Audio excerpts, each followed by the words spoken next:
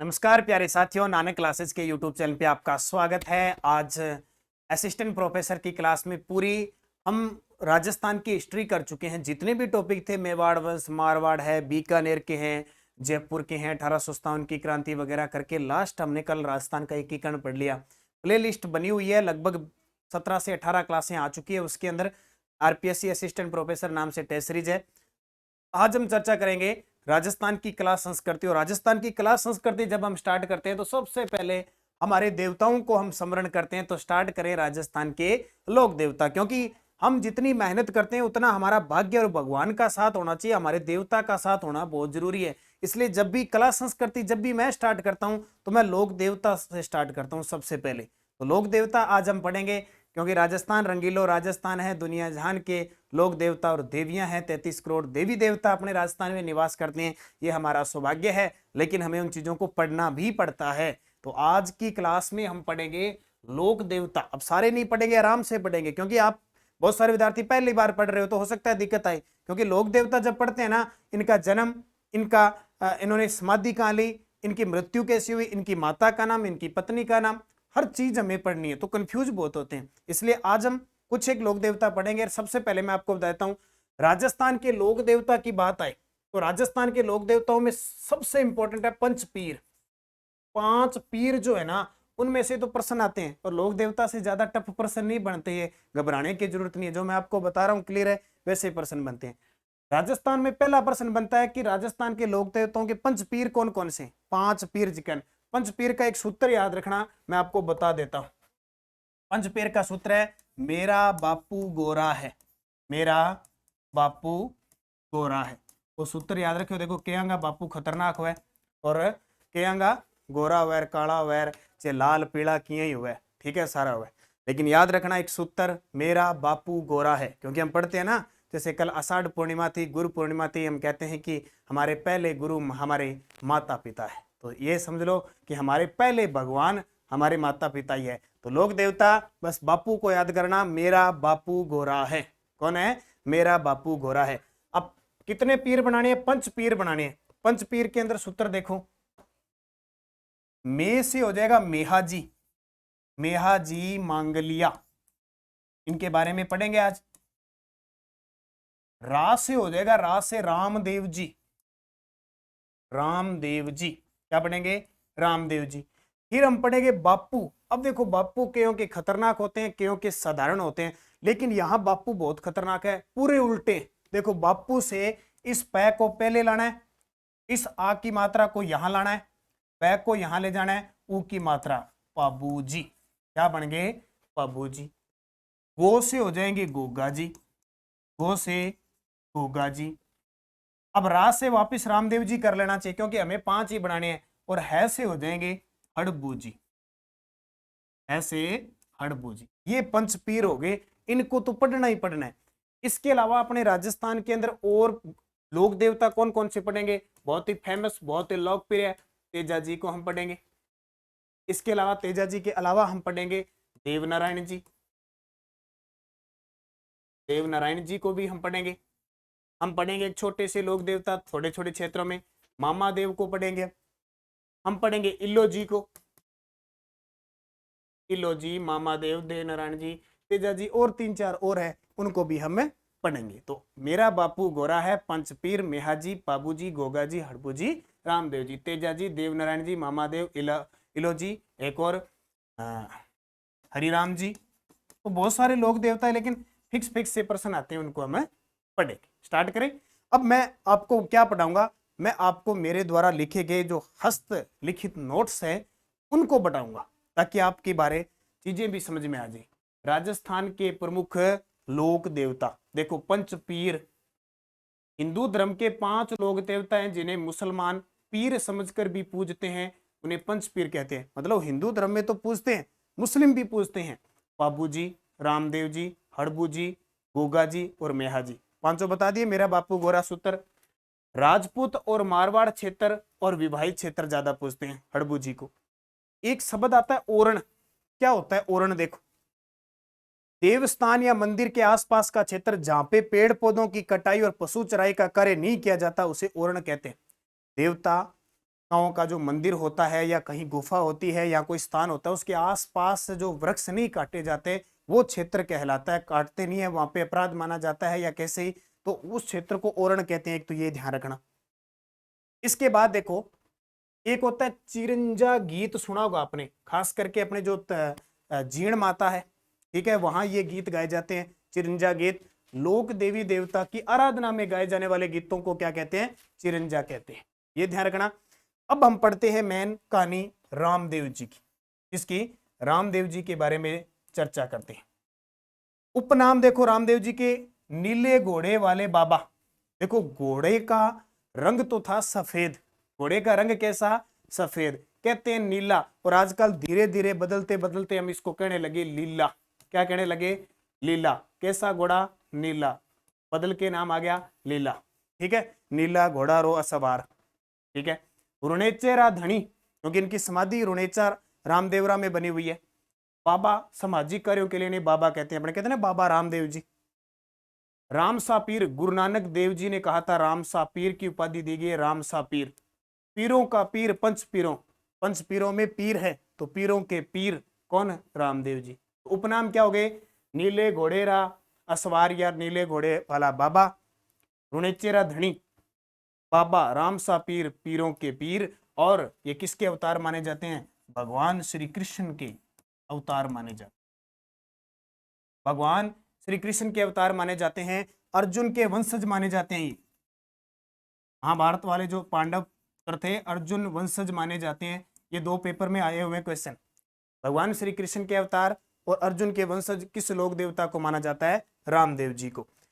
जन्म देखो, जन्म कभी बहुत कम चांस है कि विक्रम संवत या सन नहीं पूछा जाता। जन्म इनका ये याद रखना है, भाद्रपद शुक्ल द्वितीया को इनका जन्म हुआ था, जिसे बाबेरी बीज कहा जाता है या अवतार की तिथि कहा जाता है। मेन ये होता है कि बाबेरी बीज का संबंध किस लोक देवता से है? रामदेव जी से। इनका जन्म भाद्रपद शुक्ल द्वितीया को हुआ था। कहाँ हुआ था? शिव तहसील है बाड़मेर में, उड़कासमेर गांव है, उड़कासमेर गांव, उड़कासमेर गांव बाड़मेर शिव तहसील में रामदेव जी का जन्म हुआ भाद्रपद शुक्ल द्वितीया को, जिसे हम क्या कहते हैं? बाबेरी बीज कहते हैं। इसके बाद देखो इनकी माता, अब मैंने कहा था ना लोक देवताओं में माता, पत्नी, जन्म स्थान और मेले ये सबसे ज्यादा कंफ्यूज करते हैं। तो रामदेव जी की माता का नाम था मेणादे, हम पढ़ते हैं ना मेणादेरो लाल। ठीक है, अजमल गर्भतार की, जब जम्मा जागरण लगता है तो इसे कहते हैं कि अजमल गर्भतार। अजमल यानी अजमाल जी इनके पिता थे, माता मेणादेरो लाल, ये मेणादेरा लाल है रामदेव जी। ठीक है, ऐसे याद करना है। पिता अजमाल जी। अब मैं आपको अपनी साधारण भाषा में भी इनको बढ़िया तरीके से बता सकता हूँ, लेकिन हर तबके के विद्यार्थी इससे जुड़े हुए हैं, अदर स्टेट से हैं, हर भाषा के, तो मैं सिर्फ यहाँ पे हिंदी का यूज कर रहा हूँ। तो माता मेणादे, पिता अजमाल जी, पत्नी नेतल दे। अब ये प्रश्न आया था पिछले साल कि नेतल रा भरतार किस लोक देवता को कहते हैं? नेतल रा भरतार, तो इनकी पत्नी नेतल दे या इनको कहते हैं निहाल दे, अमरकोट के राजा दलेल सिंह सोडा की पुत्री थी। अमरकोट के दलेल सिंह सोडा की पुत्री थी नेतल दे। भाई इनका विरमदेव बलराम के अवतार कहे जाते हैं, विरमदेव बलराम के अवतार। इनकी बहना सुगना बाई थी और लाछा बाई थी और डाली बाई थी। सुगना बाई इनकी मुंह बोली बहन थी और जो डाली बाई थी वो इनकी धर्म बहन थी।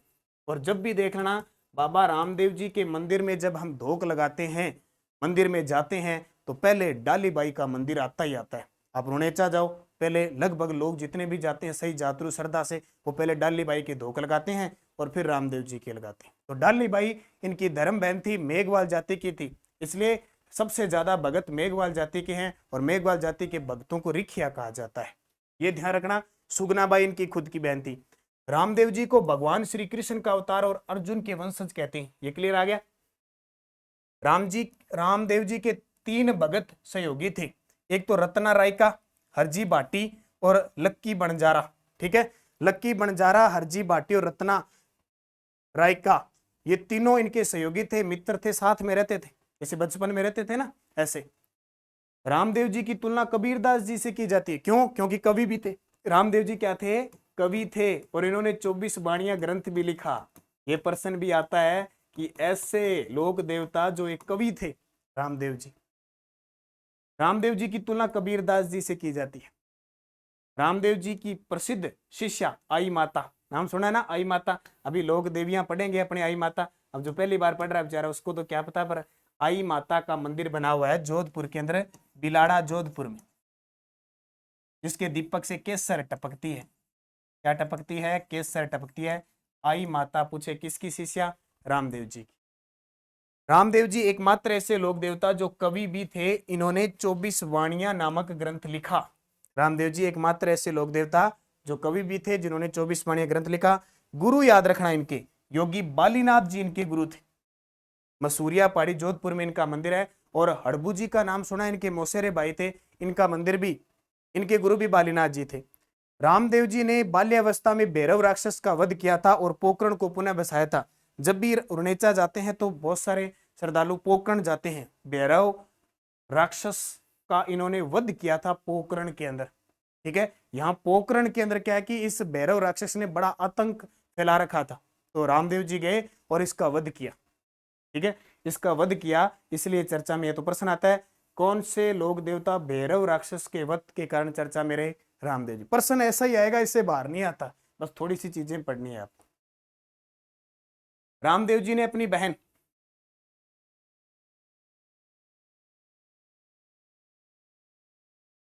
रामदेव जी ने अपनी बहन सुगना बाई का विवाह पुगलगढ़ बीकानेर के जागीरदार विजय सिंह के साथ किया और रामदेव जी ने अपनी बहन भतीजी को पोकरण दहेज में दिया था। रामदेव जी ने पोकरण का त्याग करके कालांतर में रुणेचा जैसलमेर आगे जहां डालीबाई मेघवाल को अपनी धर्म बहन बनाया था। ये देख लो, नोट कर लेना, डालीबाई जाती थी मेघवाल। रिखिया क्या होता है? देखो, रामदेव जी के मेघवाल समाज के भगत रिखिया कहलाते हैं। अभी बताया मैंने, ये नोट्स आपको क्यों बढ़ा रहा हूं, ताकि समय जाया आपका भी नहीं हो और मैं भी आपको आराम से पढ़ा सकूं। पूछ ले रिखिया क्या होता है, तो रामदेव जी के मेघवाल भक्तों को रिखिया कहते हैं। एक होता है शब्द जातरू। जातरू क्या होता है? रामदेव जी की पैदल यात्रा करने वाले भगत। देखो, जब रामदेव जी का भी भाद्रपद महीना आएगा, श्रावण के बाद भाद्रपद महीना होगा, इतने श्रद्धालु जाते हैं, पैदल जाते हैं, उनको क्या कहते हैं? जातरू कहते हैं, जातरू। ठीक है, रामदेव जी के वहां भेदभाव को मिटाकर समाज को एकता के सूत्र में बांधने का काम किया था। और रामदेव जी ने एक पंथ चलाया था जिसका नाम है कामड़िया पंथ। क्या नाम है? कामड़िया पंथ चलाया था। कामड़िया पंथ चलाया किसने? रामदेव जी ने। और कामड़िया पंथ की महिलाएं एक नृत्य करती है 13 मंजीरें बांधकर, जिसे हम 13 ताली नृत्य कहते हैं। 13 ताली नृत्य कामड़ जाति की महिलाएं करती है। 13 मंजीरें, मंजीरें समझते हो ना, टल्ली, टल्ली बजाते हैं ना जमा जागरण के अंदर, बिन का ध्यान रखिए। शुद्धि आंदोलन चलाया। अब ये शुद्धि आंदोलन बस याद रखना, रामदेव जी ने रुणेचा में शुद्धि आंदोलन चलाया, जिसके अंतर्गत जो हिंदू जबरन मुसलमान बन गए थे उन्हें हिंदू धर्म से दीक्षित करवाया और इतिहास में शुद्धि आंदोलन कहा गया। यानी बहुत सारे जो अनुयायी थे वो हिंदू धर्म से मुस्लिम धर्म में आ गए थे, इसलिए शुद्धि आंदोलन चलाया था। रामदेव जी ने रुणेचा में राम सरोवर झील और परचा बावड़ी का निर्माण करवाया था। कुछ है, परचा बावड़ी कहाँ पे? जैसलमेर में। रुणेचा में पंचपीपली स्थान पर मक्का मदीना से आए 5 पीरों ने रामदेव जी का चमत्कार देखकर कहा, मैं तो पीर, हाँ आप तो पीरों के पीर हो। देखो होता क्या है, पंचपीली नाम स्थान पर है, कुछ पीर आए, किसके घर पे आए? रामदेव जी के घर पे आए। अब रामदेव जी की उन्होंने पता नहीं प्रतीक्षा लिया क्या की, जब वो घर पे आए तो रामदेव जी को कहा, उनके परिवार वालों का भी, हमें खाना खाना है, लेकिन शर्त है कि हम खाना खाएंगे तो हम अपने बर्तनों में खाएंगे। इन्होंने कहा भी साथ में रामदेव जी का नाम सुना, चमत्कार का भी पता चल जाएगा। तो इन्होंने क्या किया कि आप, रामदेव जी ने क्या किया, एक अपना पर्चा देने के लिए, चमत्कार दिखाने के लिए उन्होंने कहा कि हे पीरों के पीर, आपकी इच्छा पूरी होगी, आप बैठ जाइए और अपनी आंखें बंद कर लीजिए। जैसे ही कहते हैं कि वो पीर आंखें बंद करते हैं, तुरंत वो जो खाना खाते हैं जिस थालियों के अंदर, वो थाली कहते प्रकट हो जाती है। और उनके चमत्कार से फिर इनको क्या कहते हैं कि मैं तो पीर, हाँ आप तो पीरों के पीर हो, राम सा पीर हो हुए ना।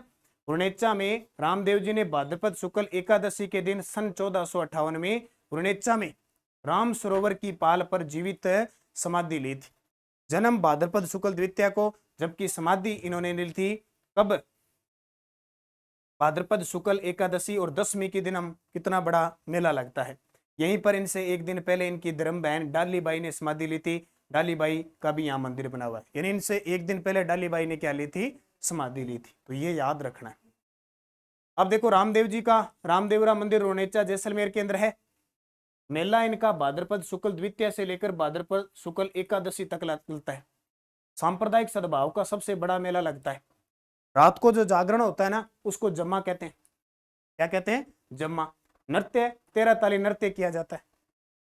कमर जाति की महिलाएं करती है। डालीबाई की समाधि रोनेचा जैसलमेर में है। आप जाओ रोनेचा कभी तो पहले आएगी। मंदिर इनका देवरा कहलाते हैं, राम देवरा जिसको कहते हैं। ध्वजा नेजा होती है, नेजा 5 रंग की ध्वजा होती है। 3 तो प्राथमिक रंग, एक पीला और पूजा पगलिया चरण चिन्ह है। आपने देखा होगा बहुत सारी गाड़ियां होती है, उनके शीशे के ऊपर पगलिया ऐसे पग होते हैं, ठीक है, घरों में भी होते हैं। तो इनका जो पूजा स्थल है तो पगलिया के रूप में पूजे जाते हैं।